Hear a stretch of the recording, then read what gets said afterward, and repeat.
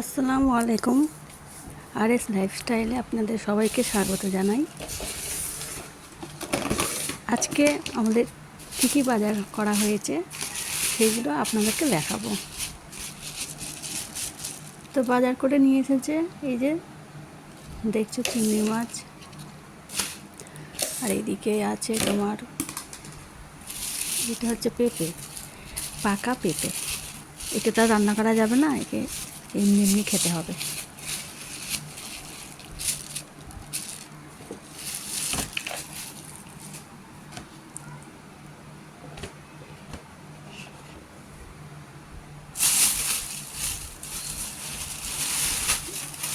আর এখানে আছে পালং শাক, এই যে পালং শাক নিয়ে এসেছে।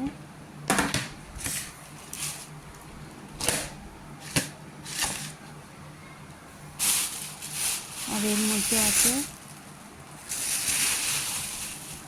কচু আছে, এটা দেখে মনে হচ্ছে কচু, আমি আর প্যাকেটটা আর খুললাম না, বাইরে থেকেই দেখা যাচ্ছে। আর কচু আছে। আর এর মধ্যে কী আছে এখানে ফেলি, এর মধ্যে আছে পটল আছে, বেগুন আছে।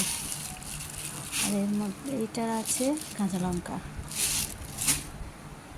পটল, বেগুন। এই হলো আমাদের আজকের বাজার।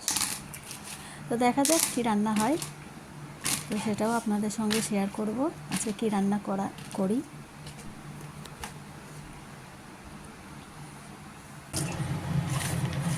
তো আমি চিংড়ি মাছটাকে ভালো করে বেছে নিয়েছি। এরপর দুটো বড় বড় সাইজের পেঁয়াজ কুচি করে নিয়েছি। তো এর মধ্যে আমি তেল মশলাগুলো সব দিয়ে দেব, হলুদ গুঁড়ো আর লঙ্কার গুঁড়ো আর লবণ, এসব মশলা আমি একসঙ্গে দিয়ে ভালো করে মাখিয়ে নেব।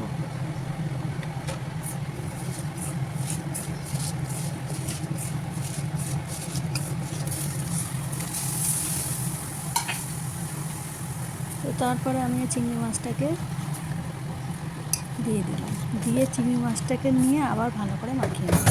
এরকমভাবে চিংড়ি মাছটা রান্না করলে বেশ ভালোও খেতে লাগে।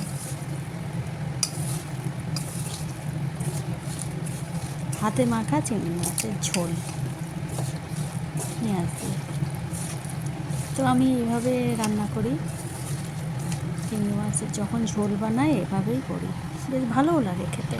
আপনারাও দেখবেন, করবেন, খেয়ে দেখবেন, ভালো লাগবে। তো আমি একটু পানি অ্যাড করে দিলাম, দিয়ে কাঁচা লঙ্কা, দুটো কাঁচা লঙ্কা মাঝখান থেকে কেটে দিয়ে দিলাম, দিয়ে এটাকে আমি রান্না করে নেব। তো আমি রান্নার জন্য এটাকে গ্যাসে বসিয়ে দিলাম।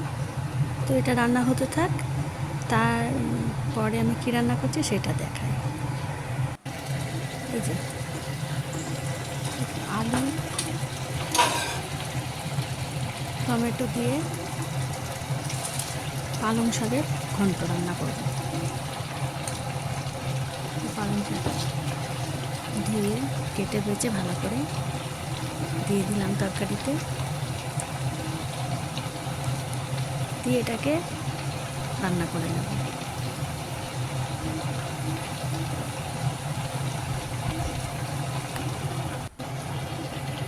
তো এই ছিল আজকে আমাদের দুপুরের রান্না। তো কেমন লাগলো অবশ্যই জানাবেন কমেন্ট করে, আর শেয়ার করবেন, আর সাবস্ক্রাইব অবশ্যই করবেন।